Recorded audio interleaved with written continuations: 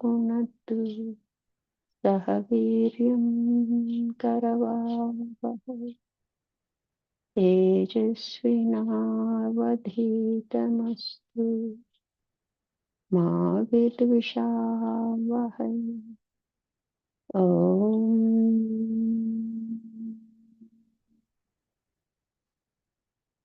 तत्सत्। ओम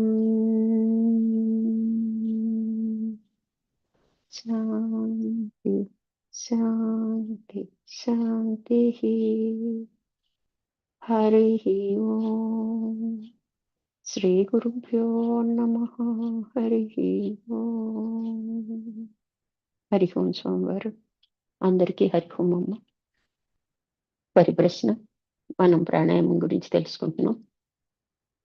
ఆ ప్రాణాయామం చేయటం వల్ల మనకు కలిగే ఫలితాలు ఏంటి, ఎక్కడి వరకు సిద్ధింపజేసుకోవచ్చు, అట్లాగే ప్రాణం ఎక్కడ పుట్టింది, అది ఎలా వ్యవహరిస్తుంది అనేది తెలుసుకుందాం. ఈ రోజు మనం ప్రాణాయామ సాధన అనేది ఎలా చేయాలన్నది మనం తెలుసుకుందాము. ప్రాణాయామ యజ్ఞమును గురించి భగవద్గీతలో శ్రీకృష్ణుడు బోధించాడు. అర్హత లేని ప్రాణాయామ యజ్ఞము అనర్థాలకి దారితీస్తుంది. అర్హత అంటే దానికి క్షేమాలు నియమాలు అనేవి పాటించాలి. అలా శుద్ధిగా ఉన్నప్పుడే ఇది పనిచేస్తుంది, లేకపోతే అనవసరంగా మనకి ఇబ్బందుల్ని కలుగజేస్తుంది అనమాట. అందుకని అష్టాంగ యోగంలో ప్రాణాయామము 4వ అంగము. అష్టాంగ యోగము యమము, నియము, ఆసనము, ప్రత్యాహారము, ప్రాణాయామము, ధ్యాన, ధారణ, సమాధి. వీటిల్లో 4వది ప్రాణాయామం అన్నమాట. అహింస, సత్యము, బ్రహ్మచర్యము, ఇతరుల సంపదను తెలివితో దొంగిలించుకుండుట, ఉచితముగా ఇతరుల వద్ద బహుమానములను ఉపకారములను పొందకుండుట అననివి 5 నియమములు. అయితే ఇవేంటంట మనకి, వీటి వల్ల మనకి అంటే అస్థేయం అపరిగ్రహం అంటాం చివరి రెండింటిని. ఇవి మనము తప్పనిసరిగా మనం పాటించాలన్నమాట. యమాలు నియమాలు 2 కూడా మనము పాటించినప్పుడే ఈ ప్రాణాయామం అనేది మనకి సరైన దారికి వెళ్తాం అన్నమాట. ఇక్కడ మనకి ఏం చెప్తున్నారు అంటే, ఇతరుల సంపదను తెలివితో దొంగిలించుకుంటే కబుర్లు చెప్పి తీసుకోవటం అనేది ఉండద్దు. అలాగే ఉచితముగా ఇతరుల వద్ద బహుమానములను ఉపకారములను పొందకుండుట. మనకి శక్తి ఉన్నా కూడా ఎదుటోళ్ళతో చేయించుకోవటం కానీ, లేకపోతే వాళ్ళు ఇస్తున్నారు కదా అని ఫ్రీగా పుచ్చుకోవటం కూడా మనం చేయకూడదు అనమాట. బాహ్యమును అంతరమును శుచిగా ఉండుట అనేవి మరి 2 నియమములు. ఇంకా నియమములు ఏంటంటే అంతర్ శౌచము, బాహ్య శౌచము. బాహ్యంగా ఏంటి, రోజు స్నానం చేయాలి, శుభ్రమైన బట్టల్ని ధరించాలి. అలాగే ఆంతరికంగా అంటే రాగద్వేషాలకు లోను కానీ మనస్సు కలిగి ఉండాలన్నమాట. కాబట్టి శౌచం అనేది లోపల బయట కూడా అవసరమే. ఈ 7 నియమములను శ్రద్ధతో దీర్ఘకాలమున ఆచరించే వారికే సహజముగా సంతోషం కలుగు. ఎప్పుడైనా మనం పద్ధతిగా ఉన్నామనుకోండి, ధర్మము న్యాయము పాటిస్తూ మనం జీవించామనుకోండి, మనం ఎంతో శాంతంగా ఉంటాం. అదే సంతోషభావం అనమాట. అంటే ఏ కారణం లేకుండా ఎంతో హ్యాపీగా ఉండగలుగుతాం అనమాట. ఇట్టి వారికి సంతోషంగా ఉండటకు కారణం అక్కర్లేదు.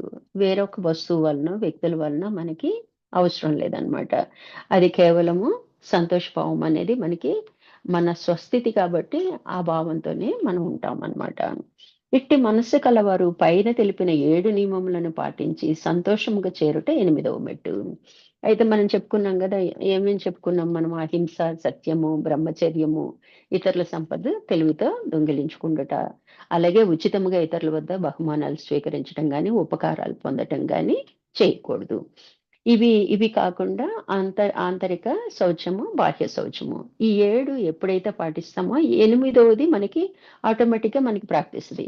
ఇవి ఎలా పాటించాలి? దీర్ఘకాలంగా పాటించాలన్నమాట. ఈ 10 రోజులు పాటించానండి, తర్వాత నా ఇష్టం వచ్చినట్టు ఉంటానంటే ఉండదు. అవి సహజమైపోవాలన్నమాట. మనం ఎటువంటి పరిస్థితుల్లో ఆ నియమాల్ని మనము అతిక్రమించకూడదన్నమాట. ఈ ఎట్టు సంతోషము చేరుట 8వ మెట్టు. అట్టివారు చేయవలసింది శాస్త్రాధ్యయనము. పై నియమములను పాటించిన వారు శాస్త్రాధ్యయనం చేస్తే ఊరికే తెలుసుకుంటారు కానీ దానిలో నాలెడ్జ్ ఉండదన్నమాట. ఈ 8 ఎవరికైతే ప్రాప్తిస్తాయో వాళ్ళు శాస్త్రం చదివితే బాగా అర్థమవుతుంది అనమాట. అంటే శాస్త్రాధ్యయనము పై నియమములు పాటింపని వారు శాస్త్రమును అధ్యయనము చేసినచో మిడి మిడి జ్ఞానము కలుగుదురు. అంటే మనం వాచ్యార్థంగా మనం ఏ స్థితిలో ఉంటామో అలా అర్థం చేసుకుంటూ ఉంటాము. కాబట్టి ఆ నియమాలనేవి మనం పాటించకపోతే మిడిమిడి జ్ఞానమే. నాకు తెలుసు అని అప్పుడు దాని గుర్తేంటంటే ప్రతి దానికి వాదన పెట్టుకుంటారు. ఆ శాస్త్రంలో ఇలా చెప్పారు గదా! మీరిలా చెప్తారేంటి? అక్కడ ఇలా ఉంది గదా! ఇక్కడ అలా ఉంది గదా! ఇలాంటియన్ని ఆలోచనలు వస్తాయన్నమాట. కాబట్టి అది మిడిమిడి జ్ఞానమే అవుతది. తెలిసి తెలియని మూర్ఖులగుదురు. సగం తెలుసు, సగం తెలీదనమాట. ఎందుకు తెలుస్తది అంటే శాస్త్ర అధ్యయనం చేశారు కాబట్టి అంతో తెలుస్తదనమాట. కానీ బాహ్యంగా అతనేమి నియమాలేమి పాటించట్లేదుగా. ఆ వ్యవహారానికి దీనికి కంపేర్ చేసుకుంటారనమాట. మనకి చూడండి సహజంగా దొంగతనానికి బయలుదేరే దొంగ గూడా దేవుడికి దండం పెట్టుకుంటాడంట. నేను దొరకకూడదు ఇవాళ బాగా సంపద దొరకాలి అని. మరి దాన్ని మనం ఏమంటాం? అది రైట్ అంటామా? అనం కదా! అలాగే నియమాలు పాటించకుండా మనము శాస్త్రాన్ని అధ్యయనం చేసినా గూడా వ్యర్థమే అని చెప్తున్నారు. ఆ నియమాలు పాటించకుండా ప్రాణాయామం చేసినా గూడా సత్ఫలితాలన్నీ ఇవ్వదనమాట. కాబట్టి ఇక్కడ మనకి మూర్ఖులతో పోలుస్తున్నారనమాట. వీరికి అభివృద్ధి కుంటుపడను. అంత త్వరగా పరిణామం చెందరనమాట. ఏదైనా మనకి స్పష్టంగా తెలిస్తేనే మనం ముందుకు నడుస్తాం. మనం సత్సంగం చేసుకునేది కూడా అందుకోసమే అన్నమాట. ఏదైతే బాగా అర్థమైతే దాన్ని ఆచరణలో పెడతాం గదా!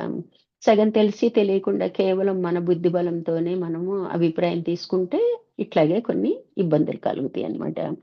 వీరిని అనుసరించిన వారి అభివృద్ధి గూడా కుంటుపడును. కొంతమంది ఫాలోవర్స్ ఉంటారు గదా! వాళ్ళు గూడా అదే ఫాలో అవుతారు కాబట్టి వాళ్ళు గూడా ఇబ్బందికి గురవుతుంటారన్నమాట. భారతీయ సాంప్రదాయమున అధ్యయనమునకు పై అర్హతలు తప్పనిసరి. మన దేశంలోనే ముక్తి, మోక్షం అనేది ప్రధానంగా స్వీకరిస్తాం. మానవ జన్మ తీసుకున్నదే అందుకోసమని మనము గట్టిగా పాటిస్తాం అన్నమాట.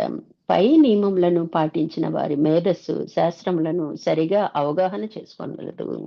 వాళ్ళది మేధస్సు అంటే వాళ్ళ తెలివి ఎలా ఉంటది అంటే చదివిన శాస్త్రం అది ఏ భావంతో రాశారో అంటే రాసిన ప్రతి ఒక్కళ్ళు కూడా సిద్ధి పొందిన వాళ్ళే కాబట్టి ఆ భావాన్ని అర్థం చేసుకునే కెపాసిటీ వాళ్ళకొస్తదనమాట. అందుకే చదివిన అందరూ పండితులు కారు. చదువులు వేరు, విద్యలు వేరు. పై నియమములను పాటించు వారికి శాస్త్రాధ్యయనము సమస్తమునందును ఈశ్వరుని దర్శనము చేయి ప్రయత్నమును ఈ 2 నియమములకు అష్టాంగ యోగము తెలుపుచున్నది. అయితే ఆ నియమాలతో పాటు మనకి శాస్త్ర అధ్యయనం చేసినప్పుడు ఏమైద్ది? సమస్తమునందు భగవంతుడిని దర్శించే విధంగా మనము ప్రయత్నం చేస్తాం అన్నమాట. ఇట్టి వారికే స్థిరము, సుఖమగు మనస్సు ఏర్పడిద్ది. అంటే అల్లకల్లోలం ఉండదనమాట. ఆలోచనలు, బాహ్య ఆలోచనలతో ఇబ్బంది పడమనమాట. స్థిరంగా ఉంటాం. ఏదైనా ఒక నిర్ణయం తీసుకోవాలన్నా, ఒక పని చేయాలన్నా స్థిరంగా ఆలోచించి, ఒక నిర్ణయం తీసుకొని కంగారు పడకుండా చేయగలుగుతాం అనమాట. అది ప్లస్ అవ్వచ్చు, మైనస్. దాని ఫలితం ఎలా వచ్చినా కూడా స్థిరంగానే ఉంటాం అనమాట. అటువంటి స్థిరత్వం మనకెప్పుడు వస్తది అంటే, ఈ నియమాలన్నీ పాటించినప్పుడే వస్తుందనమాట. అని మనస్సు ఏర్పడినని ఎవరు చెప్పారు? పతంజలి మహర్షి పేర్కొన్నారు. అదే విషయమును దైవము భగవద్గీత యందు ప్రాణాయామమునకు ముందు తెలిపిన యజ్ఞము, ఆ యజ్ఞాలలో పేర్కొనినాడు. ఏమేమి యజ్ఞాలవి? బ్రహ్మయజ్ఞము, దేవయజ్ఞము, ఇంద్రియ యజ్ఞము, మనోయజ్ఞము, ద్రవ్య యజ్ఞము, తపోయజ్ఞము, యోగ యజ్ఞము, స్వాధ్యాయ జ్ఞాన యజ్ఞము. పైన తెలిపిన నియమములకి సంబంధించిన యజ్ఞములే అంటే ఏదైనా నిష్టగా చేయటాన్ని యజ్ఞంతో పోలుస్తారండి. మన మనసు నిలకడగా చేయాలన్నా, లేకపోతే ఎవరినైనా గౌరవించాలన్నా అన్నీ యజ్ఞమే అన్నమాట. సత్కార్యాలన్నీ కూడా యజ్ఞంతోనే పోలుస్తారనమాట. ఈ 8 యజ్ఞములు తెలిపిన భగవానుడు 9వ యజ్ఞము ప్రాణాయామం తెలుపుచున్నాడు. అంటే పైనయన్నీ పాటిస్తేనే బ్రహ్మము, దేవ, ఇంద్రియము, మనో, ద్రవ్యయజ్ఞం అంటే ఏంటి? నిజాయితీగా సంపాదించిందే అన్నమాట. తపోయజ్ఞము, యోగము, స్వాధ్యాయము ఇవన్నీ తర్వాత ప్రాణాయామం అని చెప్పాడు భగవంతుడనమాట. అయితే ఇక్కడ మనకి పతంజలి మహర్షి ఏం చెప్పారు? నియమాలు చెప్పారు. యమ నియమాలు చెప్పారు. అష్టాంగ యోగంలో యమ నియమాలు టోటల్‌గా 10 మనం పాటించాలని చెప్తారనమాట. అంటే కొన్ని ఆచరించవలసినవి, కొన్ని ఆచరించకూడనివి అన్నమాట. అయితే 9వ యజ్ఞము ప్రాణాయామము తెలుపుచున్నాడు. అట్లే పతంజలి మహర్షి కూడా 3 అంగములలో 11 నియమములను అందించెను. వాటిని పాటించిన వారికే ప్రాణాయామం అని తెలుపును. మనం ముందు చెప్పుకున్న నియమములు పాటిస్తేనే ప్రాణాయామం చేయటానికి అర్హత వస్తదనమాట. మిగతా వాళ్ళందరూ చేసేది అనర్థానికి దారితీస్తుంది. ప్రాణాయామము రాజయోగ మార్గమున జరుగునదే కానీ చేయనది కాదు. రాజయోగ మార్గం అంటే ఏంటి? మనదే. మనం చేసే ప్రయత్నం అంతా రాజయోగ మార్గం అనమాట. మనము అచల సిద్ధాంతము. ఇది రాజయోగ మార్గంగా చెప్పుకుంటారనమాట. అయితే ఈ ప్రాణాయామం ఏంటంట అది జరిగేదే కానీ చేసేది కాదు అని ముందు బలంగా నమ్మాలి. ఎందుకంటే మనం చేస్తే 5 నిమిషాలు చేస్తాం, 10 నిమిషాలు చేస్తాం. ఆల్రెడీ జరుగుతుంది కదా! జరిగేదాన్ని సరిదిద్దుకుంటున్నాం మనం. ప్రాణాయామ పేరు చెప్పుకొని సరిదిద్దుకుంటున్నాం అనమాట. అంటే ప్రాణాయామము రాజయోగ మార్గమున జరుగునదే కానీ చేయనది కాదు. చేయటం అంటే ఏంటి? మనం చేయి పట్టుకొని రైట్ సైడ్ పీల్చాలి, లెఫ్ట్ సైడ్ పీల్చాలి, ఇలా కుంభకం చేయాలి. ఇవన్నీ గూడా మనము అనుకుని చేస్తున్నాము. అదెప్పుడు సంధ్యా సాధనలో కొద్ది టైం మాత్రమే. మరి మిగతా అప్పుడు జరగట్లేదా ప్రాణాయామం? జరుగుతుంది. కాబట్టి అది జరుగునిదే కానీ చేయనిది కాదు అని ముందు బలంగా మనము విశ్వసించమని చెప్తున్నారనమాట. ఈ హెచ్చరికను పాఠకులు గుర్తించి తర్వాత అంశమును పఠించవలెను. ఇది బాగా గుర్తుపెట్టుకున్నాకే మిగతాది చదువుకోవాలండి. ప్రాణాయామం అనగా ప్రాణము ఎమింపచేయుట. ప్రాణము ఎమింపబడుటకు శ్వాస నిబద్ధము కావాలను. దాన్ని ఏం చేస్తున్నాం మనం? ఆపేస్తున్నాం. కేవలం కుంభక యోగం దాకా వెళ్ళాలి అంటే, దాన్ని ఆపింప చేయటానికి ఏం చేయాలి అంట? మనం ప్రాణాన్ని ముందు ఒక క్రమశిక్షణ పెట్టాలనమాట. క్రమ పద్ధతిలో ఇదిగో ఇలా వెళ్ళు, ఇలా ఆగు, ఇలా ఎళ్ళు అని మనం ఏదో ఒకటి చెప్తున్నాం గదా! పూరక, కుంభకం, మళ్ళీ రేచకం అని చెప్తున్నాం. ఇట్లా ప్రాణము ఎమింపబడుటకు శ్వాస నిబద్ధము కావలెను. శ్వాస నిబద్ధమవుటకు క్రమబద్ధమైన శ్వాస పీల్చుట, వదులుట చేయవలెను. అంటే ఇక్కడ నిబద్ధము అంటే ఇంక దానికి సరెండర్ అయిపోవాలనమాట. అంటే మనం ఏం చెప్తామంటే అంకిత భావం అని చెప్తాం అనమాట. అంటే ఇక్కడ ఏం చెప్తున్నాము? ఈ దానికి అంకిత భావం కావాలి అంటే శ్వాస క్రమబద్ధమైన శ్వాసని మనము తీసుకోవాలి. అంటే ఒక సంప్రాణాయామం అనుకోండి, లేదా అనులోమ విలోమ ప్రాణాయామం అనుకోండి. అట్లా చాలా రకాలైన ఉంటాయి. అట్లా ఏదో ఒకటి మనము మనకి తగ్గట్టు స్వీకరిస్తాం అనమాట. మనం చెప్పుకున్నాం క్రియాయోగం అని. రకరకాలుగా చెప్తూ ఉంటారు. ఏది స్వీకరించినా కూడా ఒక క్రమ పద్ధతిగా మనము పాటించడం అనేది చేయటం ద్వారా అంటే దానికి ఒక క్రమశిక్షణ ఇవ్వకపోతే ఒక నియమబద్ధం అయిపోతుందనమాట. ఇంకా అటు ఇటు మూవ్ అవ్వదనమాట. ప్రయత్నించి క్రమ పద్ధతి చేయటం వలన నిబద్ధత ఏర్పడిద్ది. అంటే దీన్ని అతిక్రమించకూడదు. ఇది ఇలాగే జరగాలి అన్నది దానికి వస్తుందనమాట. శ్వాస నిబద్ధతకు క్రమబద్ధముగా శ్వాసను పీల్చుట, వదులుట చేయవలెను. శ్వాసను క్రమబద్ధముగా నిర్వర్తించుటకు మనస్సును శ్వాసపై లగ్నం చేయవలెను. మరి శ్వాస ఒక క్రమ పద్ధతిగా చేయాలంటే మనం ఏం చేయాలి? దృష్టి శ్వాస మీద పెట్టాలి. అంటే దృష్టి అంటే మన మనస్సుని శ్వాస మీద పెట్టాలి. అంటే ఇక్కడ శ్వాసను క్రమబద్ధముగా నిర్వర్తించుటకు మనసును శ్వాసపై లగ్నము చేయవలెను. ఉచ్ఛ్వాసతో పాటు మనస్సు అంతర్ముఖముగా పయనించి ఉచ్ఛ్వాస కొసకు చేరును. అయితే ఎప్పుడైతే మన శ్వాస మీద ధ్యాస పెడతామో, మన మనసుని దాని మీద మళ్ళిస్తామో అంటే దృష్టి పెడతాము. అప్పుడు శ్వాస మనం పీల్చుకుంటాము, వదులుతాము. అది తెలిసింది కదా! ఇప్పుడు మనం ఏం చేస్తాము? దాని మీద ధ్యాస పెట్టినప్పుడు ఏమవుతది? అలా పూర్తిగా పీల్చుకుని కొస ఎక్కడి వరకు పీల్చుకున్నామో, ఎక్కడ ఆ కొస నుంచి మళ్ళీ ఎప్పుడు వదులుతున్నాము. ఆ గమనింపు వస్తదనమాట. ఆ గమనింపు ముందు చెయ్యాలి. తర్వాత ఆటోమేటిక్‌గా మనకి వస్తదనమాట. అంటే శ్వాసపై లగ్నము చేయవలెను. ఉచ్ఛ్వాసతో పాటు మనసు అంతర్ముఖముగా పయనించి ఉచ్ఛ్వాస కొసకు చేరవలెను. ఉచ్ఛ్వాస కొస నిశ్వాస ప్రారంభమగును. నిశ్వాసను మరలా అనుసరించుచు మనసు నిశ్వాస కొసకు చేరవలెను. మనసు శ్వాసతో లగ్నమై ఉండునట్లు పై విధముగా అభ్యాసం చేయవలెను. అంటే శ్వాస మీద ధ్యాస అని మన పిరమిడ్‌లో నేర్పిస్తా ఉంటారు. అంటే శ్వాస తీసుకుంటున్నాము, మళ్ళీ వదులుతున్నాము. మళ్ళీ తీసుకుంటున్నాము, మళ్ళీ వదులుతున్నాము. పొరపాటున కూడా మనం తప్పకూడదనమాట. దృష్టి దాని మీదే పెట్టి చేయగలగాలనమాట. అలా చేసినప్పుడు ఒక క్రమశిక్షణ ఏర్పడుతదనమాట. ముందు దాన్ని గమనించడం అనేది ఫస్ట్ స్టెప్ అనమాట. తర్వాత ఎలా చేయాలన్నది స్టెప్ బై స్టెప్ మనకి వివరించడం జరుగుతదనమాట. ఈ అభ్యాసము సిద్ధించినచో మనస్సు పరిపరి విధముల పోక శ్వాసకు కట్టుబడి ఉండును. మనం ఖాళీగా ఉన్నామనుకోండి, మనసు ఏం చేస్తది? తన ఇష్టం వచ్చినట్టు ఎటేటో వెళ్ళిపోతూ ఉంటుంది. ఏమేమో ఆలోచనలు చేస్తది. ఇప్పుడు మనం ఏం చేస్తున్నాం? శ్వాస మీదే ధ్యాస పెడుతున్నాం. శ్వాస ఎక్కడ స్టార్ట్ అయింది, ఎక్కడికి వెళ్తుంది, అప్పుడు మనకి ఈ లోపల వెళ్ళే స్పర్శ మనకి టచ్, ఆ స్పర్శ తెలుస్తుంది అనమాట మనకి. అది ఎక్కడ తిరుగుతుంది బాడీలో అన్నది కూడా స్పర్శ తెలుస్తుంది అనమాట. చూడంగా చూడంగా దృష్టి దాని మీద పెట్టంగా, అప్పుడు దృష్టి అంతా శ్వాస మీద ఉంటే వేరే ఆలోచనలు ఇంకేం చేస్తుంది మనసు, చేయదు కదా. ఒకవేళ ఆలోచనలు వచ్చాయనుకోండి మనం సాధన చేసేటప్పుడు, వెంటనే గుర్తించాలి, మళ్ళీ బ్యాక్ వచ్చి శ్వాస మీద ధ్యాస పెట్టాలన్నమాట. అట్లా అభ్యాసము చెయ్యాలి మొదట అన్నమాట. ఈ అభ్యాసము సిద్ధించినచో మనస్సు పరిపరి విధముల పోక శ్వాసకు కట్టుబడి ఉండును. ఇప్పుడు మనసు రకరకాలైన ఆలోచనలు చేయకుండా మనకి కట్టుబడి ఉంటది. దేనికి? శ్వాసకి కట్టుబడి ఉంటది. ఎక్కడి దాకా వెళ్ళింది, వెళ్ళిన తర్వాత ఎక్కడి నుంచి ఎండ్ పాయింట్ తెలిసిన తర్వాత మళ్ళీ అక్కడి నుంచి ఎక్కడి దాకా వదులుతుంది, ఆ మళ్ళీ ఎక్కడ పూరకం జరుగుతుంది, అట్లా ప్రతిది అంత సూక్ష్మంగా గమనించడం రావాలన్నమాట. అది అభ్యాసం వల్లనే వస్తుందండి. ఇట్లు అనేక అనేక భావముల నుండి మనస్సు ఏకభావన చేరును. ఏకభావన అంటే కేవలం శ్వాస మీదే దృష్టి ఉండిపోద్ది అనమాట, ఇంకా వేరే ఆలోచనలోకి వెళ్ళదన్నమాట. అప్పుడు మనస్సు భావము కూడా శ్వాసను గూర్చియే ఉండును. అప్పుడు ఏం చేస్తుంది?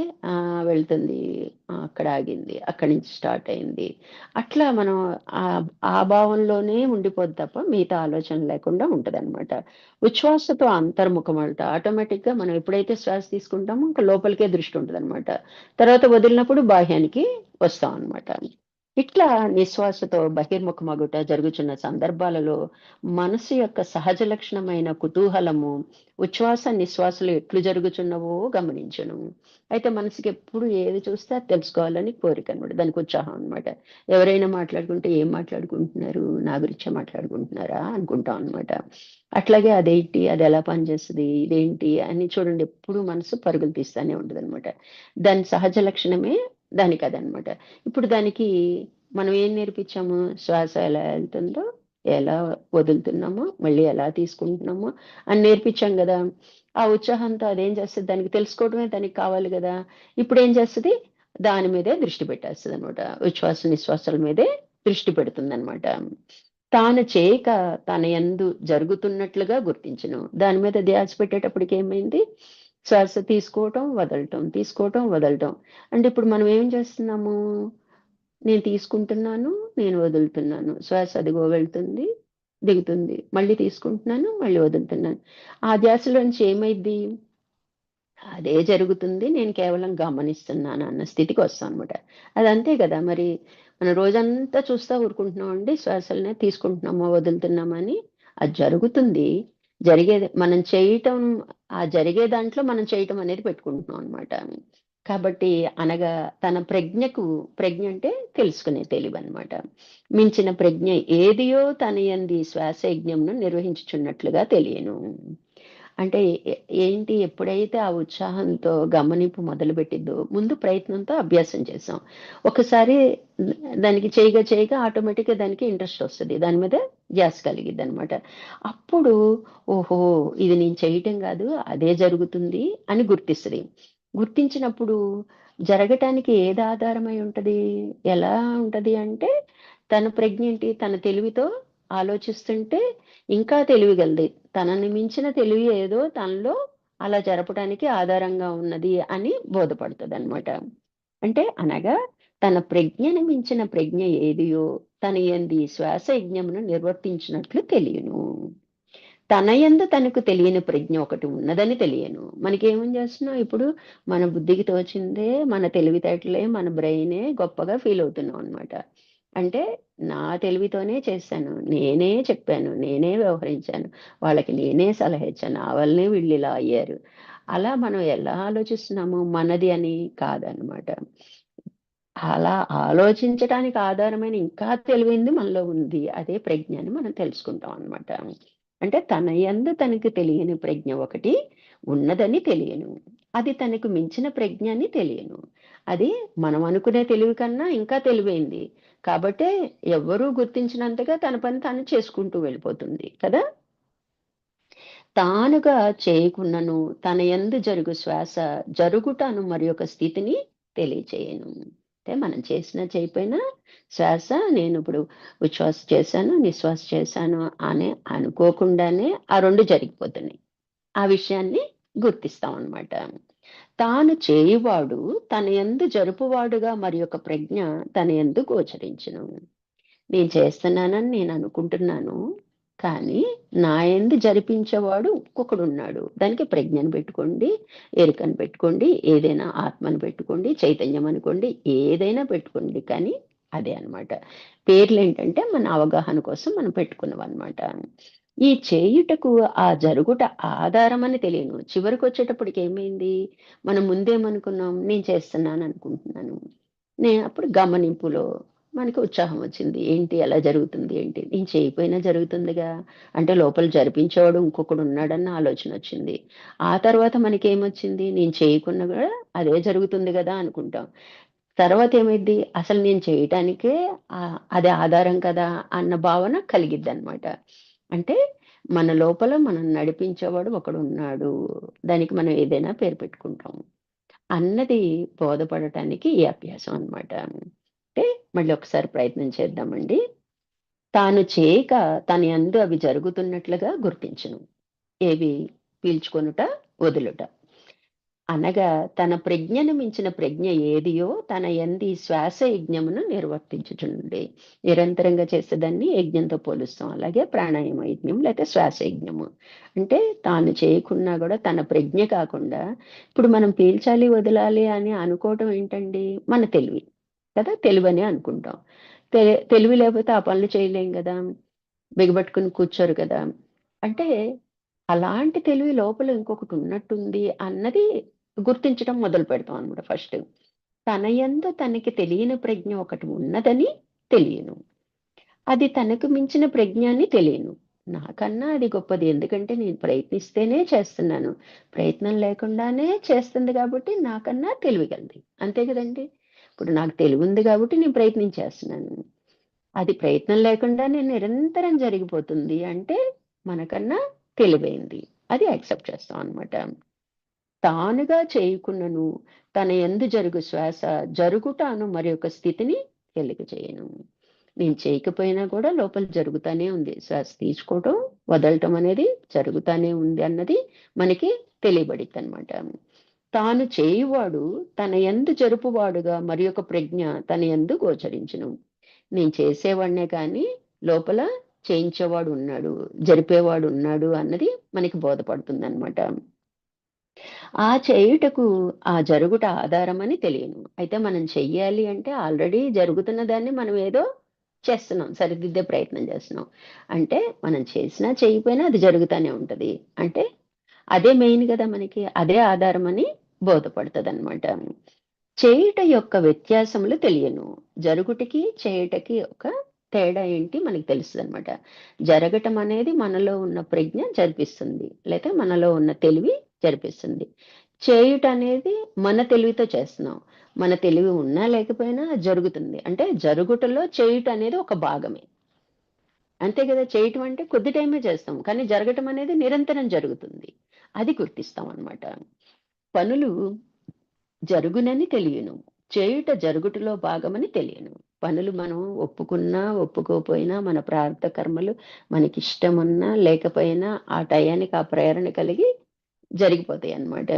ఇప్పుడు మనం ఏం చేస్తున్నాము, జరిగే వాటిని మన శరీరం ఎందుకొచ్చిందో, దేనికోసమొచ్చిందో ఆ ప్రకారం అది జరగనివ్వకుండా మన ఇష్టాలు యాడ్ చేస్తున్నాం అన్నమాట. మన కోపతాపాలు, రాగద్వేషాలు ఇవన్నీ యాడ్ చేసి వాటిల్ని మనం అస్తవ్యస్తం చేసుకుంటున్నాం. అంటే ఆగాములు, మళ్ళీ సంచితం మూటలు, మళ్ళీ జన్మ పరంపరలు. అలా చేయుట జరుగుటలో భాగమని తెలియను. ఆ జరిగే వాటిని మనం ఏమీ కదిలించొద్దండి. ప్రెజెంట్ టెన్స్‌లో ఉండండి. వచ్చిన దాన్ని వచ్చినట్టే యాక్సెప్ట్ చేయండి అని చెప్తూనే ఉన్నారు మన గురువులు మనకి. కానీ మనం ఏం చేస్తాం? మన ఇష్టాలు అందులో ప్రవేశపెడుతూ ఉంటాము. అట్లా చేయుట జరుగుటలో భాగమని తెలియని ఈ పదం బాగా గుర్తుపెట్టుకోవాలండి. ప్రవాహముపై వస్తువులు వేగము కదులుచున్నను. అది వస్తువుల కదలిక కాదు కదా! ఒక నీటిలో ఒక వస్తువు నీటి ప్రవాహంలో వస్తువులు వేసామండి. స్పీడ్‌గా కొట్టుకెళ్తుంటే గిన్నె స్పీడ్‌గా కొట్టుకెళ్ళిపోతుంది. లేతే పడవ స్పీడ్‌గా ఎళ్ళిపోతుందంటామా? ఆ ప్రవాహ వేగానికి ఎనకాల దాని బ్యాక్‌గ్రౌండ్ ఏముంది? ప్రవాహ వేగం ఉంది. అందుకే వెళ్ళిపోతుంది. వస్తువులు వేగము. అట్లే శరీర ప్రయాణము వేగమునకు మనోప్రయాణ వేగమునకు శ్వాసయే ఆధారమని తెలియను. అయితే మనం కదలిక కన్నా, మన మనసు కదలిక కన్నా ఈ శ్వాసే ఆధారమని మనకి తెలియాలన్నమాట. మనకి తెలుసు కదా, శరీరం కదలకుండా ఉంటే మనసు కదలదు, మనసు కదలిపోతే శ్వాస కదలదు. 3 కోఆర్డినేట్ అవుతాయి అనమాట. ఒకదానిపై ఒకటి ఆధారపడి ఉంటాయి అనమాట. అంటే ఇప్పుడు మనకేంటి, కేవలం శ్వాస ఆధారంగానే మన శరీరం కదులుతుంది, మన మనసు కదులుతుంది. కాబట్టి ప్రాణాన్ని మనము అది ఎలా వచ్చిందో, పుట్టినప్పుడు మన దగ్గరికి ఎలా వచ్చిందో అలా దాన్ని యాక్సెప్ట్ చేయకుండా మనం ఏం చేస్తున్నాం, విపరీతమైన ఆలోచనల్లో దాన్ని బాధపడుతున్నాం. ప్రాణాన్ని దైవంగా కొలవమన్నాం. అలా కాకుండా మన రాగద్వేషాలతో ఇబ్బందులు పెడుతున్నాం. అతి వేగంగా కొట్టుకోవటం, అతి వేగంగా పేల్చడం, బుసలు కొట్టినట్టు వదలటం. కోపం బాగా వచ్చిందనుకోండి, బుసలు కొట్టినట్టు వస్తుంది. అట్లా మనం దాన్ని ఇష్టారాజ్యంగా పాడు చేసేస్తున్నాం అనమాట. అట్లే శరీర ప్రయాణ వేగమునకు, మనోప్రయాణ వేగమునకు శ్వాసయే ఆధారము అని తెలియను. శ్వాస ప్రవాహమున మనసు లగ్నమగును. శ్వాస స్పీడ్‌గా ఉంటే మనసు స్పీడ్‌గా ఉంటది. శ్వాస నెమ్మదిగా పిలిస్తే మనసు నెమ్మదిగా ఆలోచిస్తదనమాట. శ్వాస నెమ్మదిగా ఉన్నప్పుడు ఉరకలు వేయమండి. నెమ్మదిగానే ఉంటామనమాట. శ్వాస నెమ్మదించినచో మనసు నెమ్మదించును. మనసు నెమ్మదించినచో శ్వాస నెమ్మదించును. కావున మనసు నెమ్మదించవలనన్నచో శ్వాసను నెమ్మదిగా నియంత్రించవలెను. మనకేం చేస్తాం, ఎక్కడో భయపడ్డాం, పరిగెట్టుకొచ్చి ఇంట్లో కూర్చున్నాం. లేదా ఏదో న్యూస్ విన్నాం, గుండె దడదడ కొట్టుకుంటుంది. ఏం చెప్తాం, కూర్చో. పిల్లలనుకోండి, కూర్చో, ముందు కూర్చో, కొంచెం మంచినీళ్ళు తాగు, నెమ్మదిగా ఉండు, చిన్నగా గాలి పీల్చి వదులు అంటాం కదా. అట్లా మనం ఇప్పుడు సాధన మనదదే అనమాట. నెమ్మదిగా పీలుస్తుంటే మనకేదో ఆలోచన పరంపరలు వస్తున్నాయి అనుకోండి, నెమ్మదిగా పీల్చి నెమ్మదిగా వదిలేం. ఆటోమేటిక్‌గా ఆలోచనలు డౌన్ అయిపోతాయి అన్నమాట. అట్లా అలవాటు చేసుకోవాలన్నమాట. మొదట మనకి ఏం చెప్పారు, మనసు శ్వాస మీద దృష్టి పెట్టి, శ్వాస ఎక్కడికెళ్తుందో దాని కొస నుంచి మళ్ళీ ఎక్కడికి వదులుతున్నామో, మళ్ళీ ఆ కొస నుంచి మళ్ళీ పైకి ఎలా వస్తుందో దాని మీదే దృష్టి పెట్టి శ్వాస చేయమన్నారు. ఇప్పుడేం చేయమంటున్నారు, 2 నెమ్మదిగా పీల్చి, నెమ్మదిగా వదులు. ఆటోమేటిక్‌గా మనసు కూడా శాంత స్థితికొస్తది అని చెప్తున్నారనమాట. మొదట మనం యమ నియమాలు మనం 7 పాటిస్తే, ఎనిమిదవది మనకి బోనస్ ఏమొచ్చింది, సహజ సంతోషం. సహజం అంటే దేని వలన కాకుండా మనకి మన స్వస్వరూపమే ఆనంద స్వరూపం కాబట్టి, ఆ సహజమైన సంతోషాన్ని అంటే దీని వలన వచ్చింది, వస్తువు వలన వచ్చింది, మనుషుల వలన వచ్చింది, మాటల వలన వచ్చింది, పాటలు వినటం వలన వచ్చింది, ఇలా ఏం కాదనమాట. మామూలుగానే ఆనంద స్థితిలో ఉంటాం. ఎప్పుడు చూసినా చిన్న స్మైల్ మన మీద, మన మొహం మీద కదలాడుతూ ఉంటదనమాట. దానికి కారణమే ఉంది. ఎందుకు నవ్వుతున్నాం అంటే కారణమే ఉండదు. అంటే మన లోపల ఏమి డిస్టర్బెన్సెస్ లేవనమాట. ఆటోమేటిక్‌గా సంతోష భావంతో ఉంటాం అనమాట.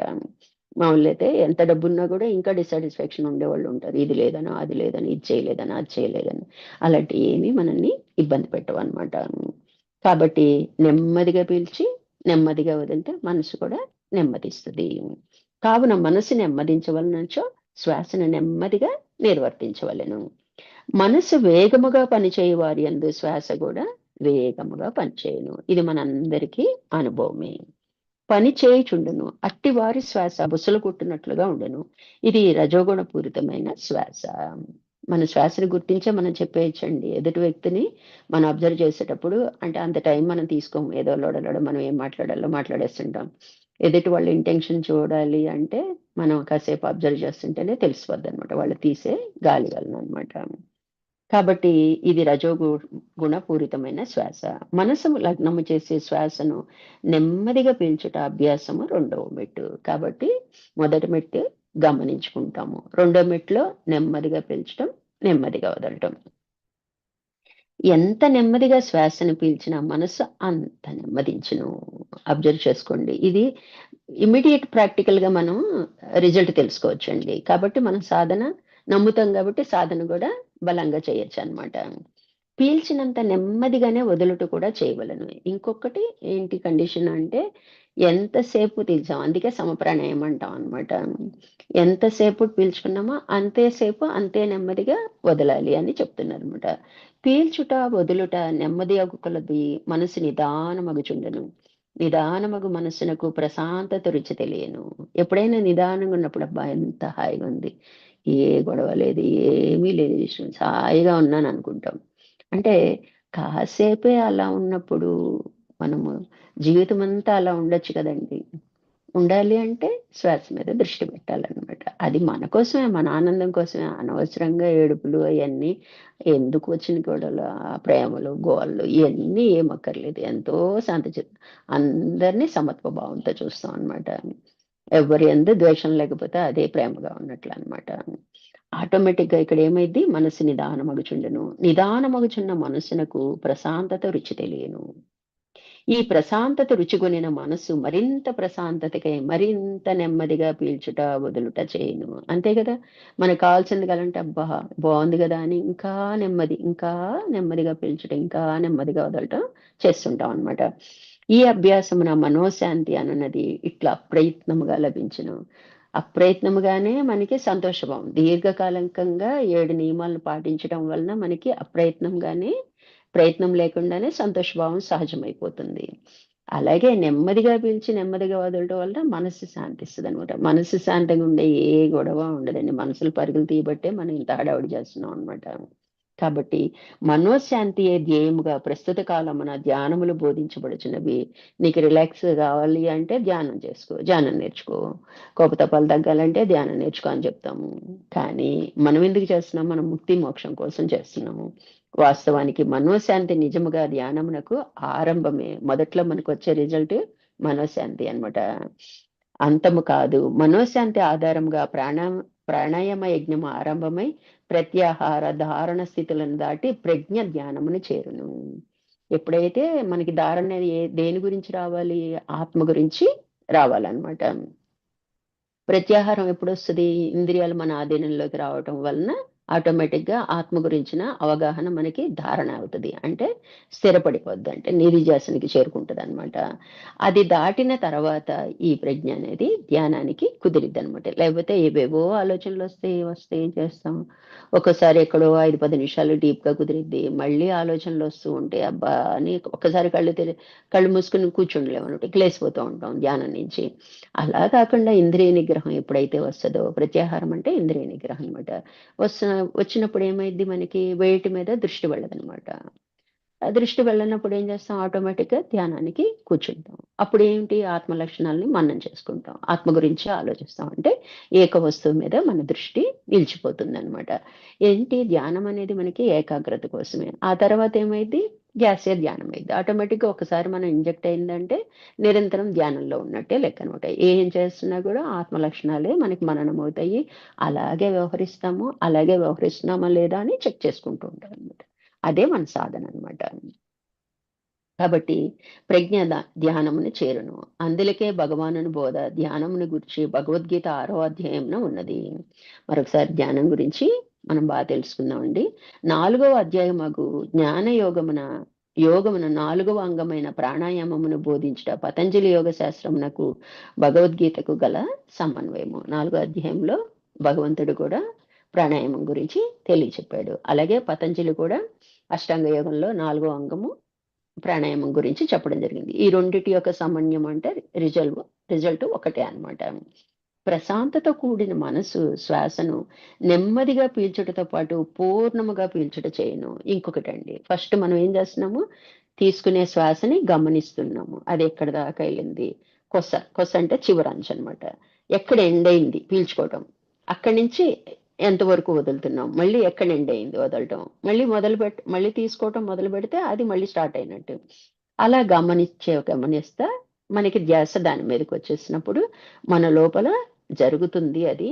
జరిగే దానిలో మనం చేయటం అనేది ఒక పార్టే గాని, నిజానికి దానంతట అదే జరుగుతుందని గుర్తిస్తాం అనమాట. గుర్తించినప్పుడు మనలో ఏమైద్ది, బలం పెరిగిద్ది. దానికి తోడు మనకేమైద్ది, మనసు శాంత స్థితికి చేరుకుంటది. అప్పుడేం చేస్తాం, అబ్జర్వేషన్ ఎప్పుడైతే వస్తదో నిదానం అయిద్దండి. మనం పిల్లలు ఆడుకుంటున్నారు, అల్లరి చేస్తున్నారనుకో, మనం ఏం మాట్లాడడం. ఎళ్ళాలని నుంచున్నాం అనుకోండి సైలెంట్‌గా, ఆటోమేటిక్‌గా ఆగిపోతారు గదా! అలాగే ఇప్పుడు మనం ఎప్పుడైతే శ్వాసని గమనిస్తామో అది నెమ్మదిస్తది. అప్పుడు నెమ్మదిగా పీల్చి వదులుతుంటే మనసు శాంత స్థితికి చేరుకుంటది. అది గుర్తించిన తర్వాత ఇంకా మనకి ప్రశాంతత కావాలి అనుకుని మనం ఏం చేస్తాం, ఇంకా నెమ్మదిగా పీల్చడం, ఇంకా నెమ్మదిగా వదలటం చేస్తాం అన్నమాట. చేసిన తర్వాత మరి అక్కడితో ఆగిపోకూడదుగా. ఏదైనా సరే పై స్థితికి వెళ్ళాలి గదా! అప్పుడు ఇక్కడ మనకి సాధన ఏం చెప్తున్నారంటే, నెమ్మదిగానే పీల్చు, పూర్ణంగా పీల్చి అంటే ఏం చేయాలి? మనం ఆటోమేటిక్‌గా వెన్నుపూస నిటారుగా పెట్టుకోవాలి. నెమ్మదిగా అంటే ఎంత పీల్చుకోగలమో మన కెపాసిటీ దాన్ని పూర్ణం అంటారనమాట. ఇవాళ మనం 6, 7 సెకండ్స్‌లో పీల్చుకుంటున్నాం అనుకోండి. మనకి బాగా అలవాటయ్యేటప్పటికి ఇంకొద్దిగా టైం పడతదనమాట. అంటే పూర్తిగా మెదడు వరకు మనం పీల్చుకోగలుగుతాం అనమాట. మనకి బ్రెయిన్ తలనొప్పులు ఎందుకొస్తాయంటే శ్వాస బ్రెయిన్ వరకు వెళ్ళకపోవటం వలన పైపైన పీల్చి వదలటం వలన మనకి. ఇంకొకటి పాటించాలండోయ్. మనం శ్వాస తీసుకున్నప్పుడు ఈ పొట్ట మీద చేయి పెట్టుకోవాలి. మొదట్లో ప్రాక్టీస్ ఏంటంటే మనం శ్వాస తీసుకున్నప్పుడు ప్రయత్నపూర్వకంగా ఇలా ఉబ్బించాలి. ఎందుకంటే కొంత కంటెంట్ మనలోకెళ్తుందండి. అప్పుడు ఏమవ్వాలి? పొట్ట ముందుకే రావాలి. సహజంగా అందరూ రివర్స్‌లో చేస్తుంటారు. అది కూడా అనారోగ్యం అనమాట. అట్లా కొంతకాలం ప్రాక్టీస్ చేసిన తర్వాత మనకి ఆటోమేటిక్‌గా తీసుకున్నప్పుడు పొట్ట ముందుకొస్తది. మనం వదిలినప్పుడు ఎంప్టీ గదా! లోపలికి వెళ్తదనమాట. ఇప్పుడేం చేస్తాం ప్రయత్నించి వదిలినప్పుడు అని అనుకుంటాం అనమాట. లోపలికి వదులుతాం అనమాట. పీల్చుకున్నప్పుడు అని ఇక్కడ చేయి పెట్టుకోవటం వలన ఆ స్పర్శకి మనకి అలవాటవుతుందనమాట. అలా సాధన చేసాకే ఈ ప్రాణాయామం అండి. అదే సరిగ్గా రానప్పుడు ఇది అసలు చేయలేమనమాట. అందుకని ఇక్కడ మనకేం చెప్తున్నారు? పూర్ణంగా తీసుకోవాలంటే దీర్ఘంగా తీసుకోవాలనమాట. ఇప్పుడు మనం ఏం చేస్తాం? తీసుకుంటున్నాం, వదులుతున్నాం, తీసుకుంటున్నాం. అలా కాకుండా ప్రయత్నపూర్వకంగా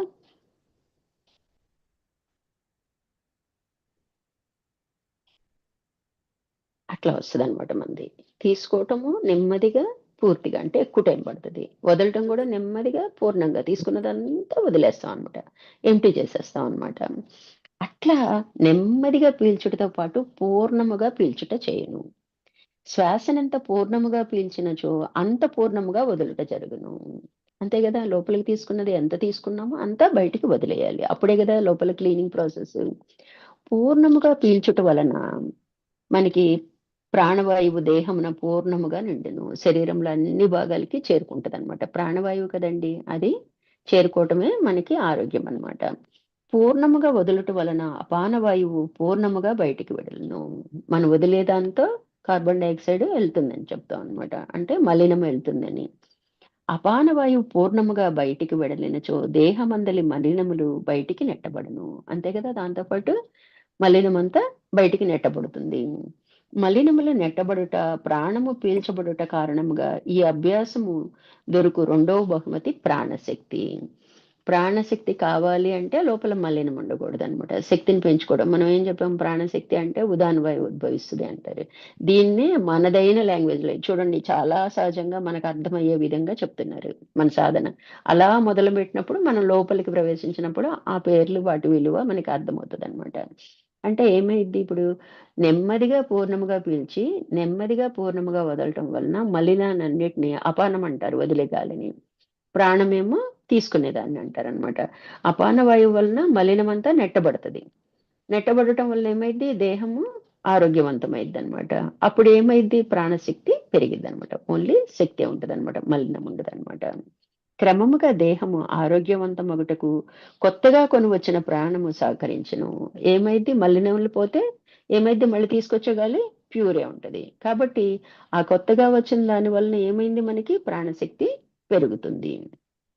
మలినములు తొలగుట అనున్నది నిరంతరము జరుగు ప్రాణాయామ అభ్యాసం మరి ఒక భాగము. ఇది నాలుగో, పదో చేసి వదిలేస్తానంటే కుదరదనమాట.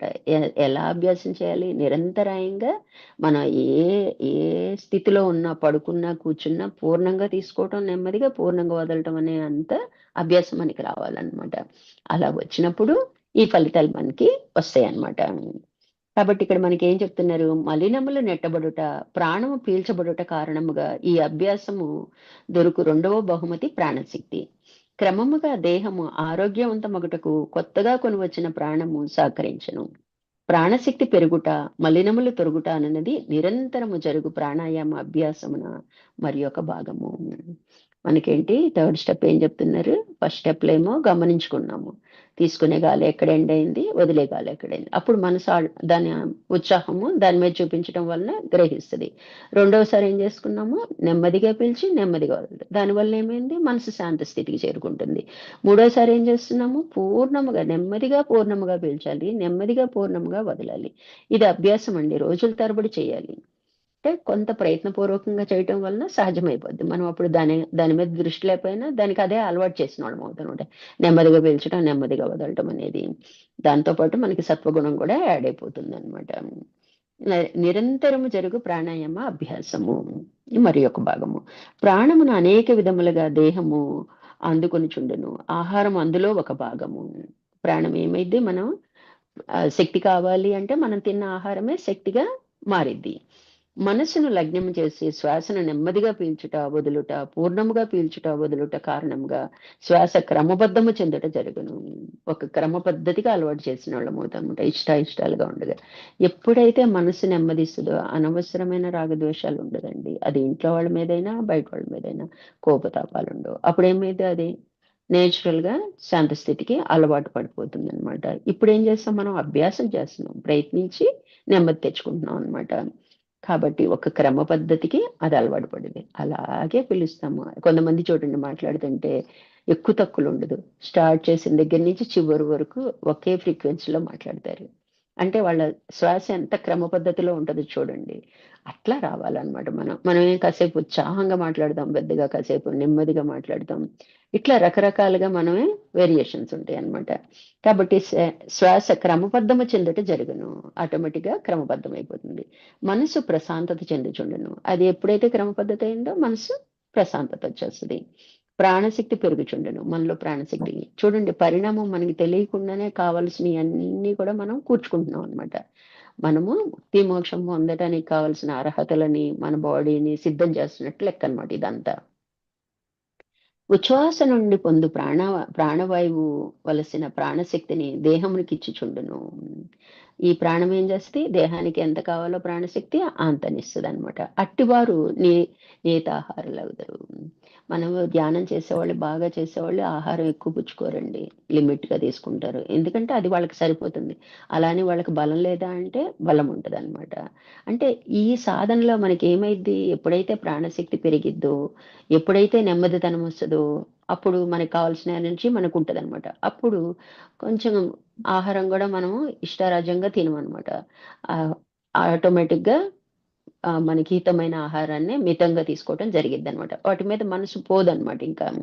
అట్లా వస్తదనమాట. సహజముగా నియతాహారులగుదురు. అనగా సహజముగా వారి ఆహారము నియమించబడను. ప్రయత్నం లేకుండా మనం ఏం చేస్తాం, ఇది తినొచ్చు, ఇది తినకూడదు. కారాలెక్కువ తినకూడదు, పులుపెక్కువ. సాధనలో ఏం చేస్తాం, ఇవన్నీ తెలుసుకొని ఇవి మానే ప్రయత్నం చేస్తాం. 2 రోజులు మానేస్తాం. ఒకరోజు తింటే ఏం కాదులే అని తినేస్తాం అనమాట.